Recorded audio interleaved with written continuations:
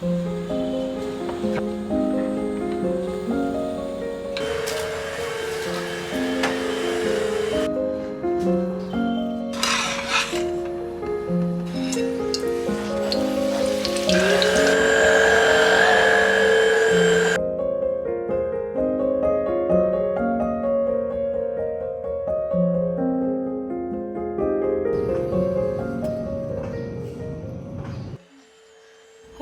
And welcome back. कधी कधी स्वतःसाठी थोडासा ब्रेक घेणं ही खूप गरजेचं असतं. मागचे काही दिवस ट्रॅव्हलिंग आणि समर वेकेशन्समध्ये थोडी बिझी होते, त्यामुळे व्हिडिओ शूट आणि अपलोड करणं थोडंसं मिस झालं. आज खूप दिवसानंतर शांतपणे इव्हनिंग एन्जॉय करते. समर वेकेशन सुरू असल्यामुळे रुटीन पण थोडंसं स्लो चाललंय. नो रश, नो हरी, फक्त काम इव्हनिंग वाईब्स. कधी कधी अशा स्लो इव्हनिंग्स मनाला खूप पीस देऊन जातात. थोडा रिलॅक्स टाइम, थोडं सेल्फ टाइम आणि आपल्या फेवरेट छोट्या छोट्या गोष्टी.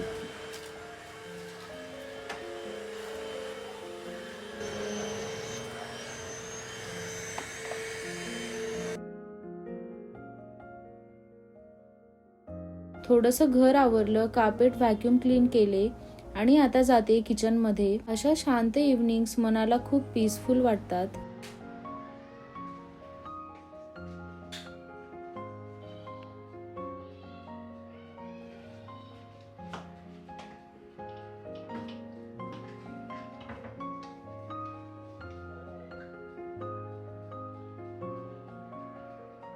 इव्हनिंगला देवाजवळ दिवा आणि अगरबत्ती लावली की खूप शांत वाटतं. मी रोज थोडा वेळ देवाजवळ शांत बसते. त्या काही मिनिटांमध्ये मन खूप शांत होतं आणि दिवसभराची धावपळ थोडी थांबल्यासारखी वाटते. मला वाटतं अशा छोट्या छोट्या गोष्टी आपल्याला ग्राउंडेड राहायला खूप मदत करतात.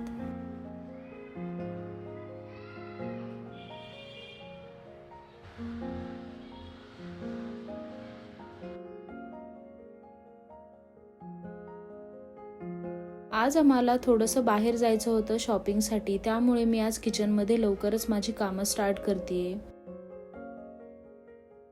आज मी बनवतेय आमच्या सगळ्यांना आवडणारं डिलिशियस होममेड फूड. खरंच घरचं जेवण कितीही सिंपल असलं तरी त्याची चव आणि फिलिंग वेगळीच असते. तर इथे मी शिरा बनवण्यासाठी थोडासा रवा भाजून घेतला होता. तर हा रवा छान तुपात भाजून घेतल्यानंतर यात मी ड्रायफ्रुट्स ऍड करतेय आणि मी यापासून वड्या बनवणार आहे. यात पाणी ऍड करण्यासाठी मी केटलमध्ये गरम पाणी करायला ठेवते.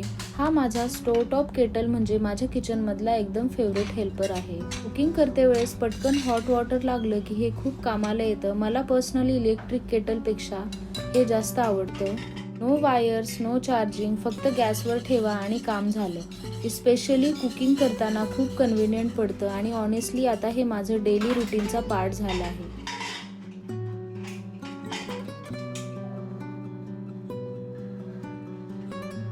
तर आज मी बनवतेय बटाट्याची भाजी आणि पुरी. त्यासाठी मी इथे बटाटे बॉईल करायला ठेवतेय.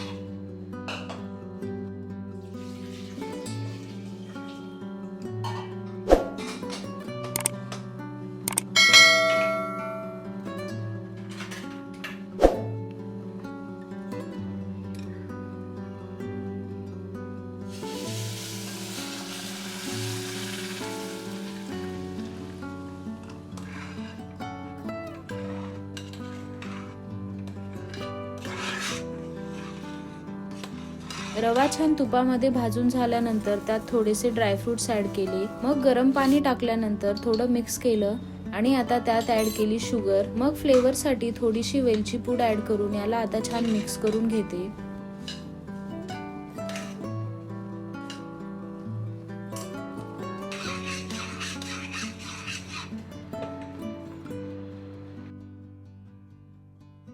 हा शिरा रेडी झाल्यानंतर पटकन लगेचच गरम आहे तोपर्यंतच याच्या वड्या पाडून घ्यायच्या। त्यासाठी मी इथे या प्लेटला थोडंसं तूप लावून याला ग्रीस करून घेते।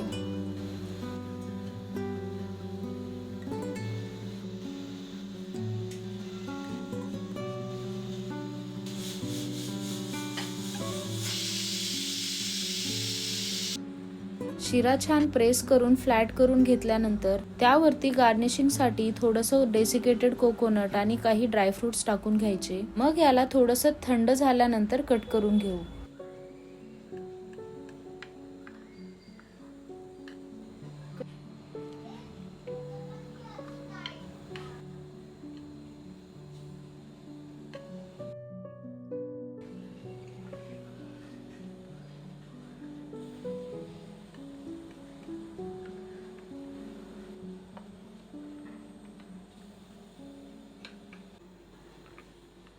आता हे रेडी झाल्यानंतर पटकन वरण फोडणी टाकून घेते।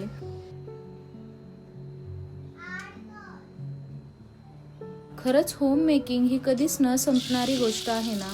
रोज काही ना काही सुरूच असतं, कुकिंग, क्लिनिंग, ऑर्गनायझिंग, पण तरीही घरासाठी हे सगळं करताना एक वेगळाच पीस मिळतो। आणि होममेड फूड बद्दल बोलायचं तर कितीही बाहेरचं खाल्लं तरी घरच्या जेवणासारखा कम्फर्ट कुठेच मिळत नाही। कधी कधी वाटतं आपल्या आयुष्यातल्या सगळ्यात सुंदर मेमरीज या किचन मध्येच तयार होतात। मला पर्सनली मराठी जेवण खूप आवडतं आणि खरं सांगायचं तर वरण भाताशिवाय माझं मील कम्प्लीटच होत नाही। म्हणून माझ्याकडे ऑलमोस्ट रोजच वरण भात बनतो। कितीही वेगळे पदार्थ केले तरी शेवटी गरमागरम वरण भात खाल्ला की मनाला एक वेगळंच समाधान मिळतं। ही माझी लहानपणापासूनची सवय आहे आणि त्या साध्या जेवणातला कम्फर्ट हे सगळं वरण भाताशी इमोशनली जोडलेलं आहे।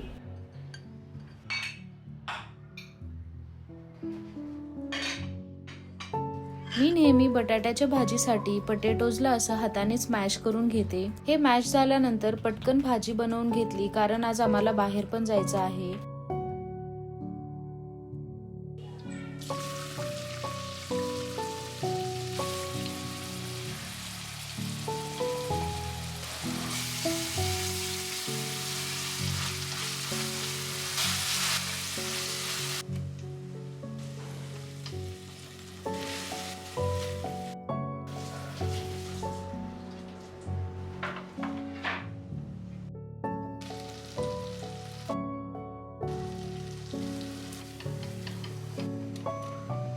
मी ही भाजी खूप सिंपल वेने बनवते। यात फक्त कांदा आणि टोमॅटो ऍड करते, बस एवढंच। पण ही सिंपल भाजी पण पुरी सोबत खूप छान लागते। भाजी फोडणी टाकल्यानंतर पुरी बनवण्यासाठीचं पीठ मळून घेतेय। तर त्यात मी ऍड करते गव्हाचं पीठ, थोडासा रवा आणि 1 चमचा साखर। रवा टाकल्यामुळे पुरी छान खुसखुशीत होते आणि साखर ऍड केल्यामुळे पुरीला छान रेड कलर येतो।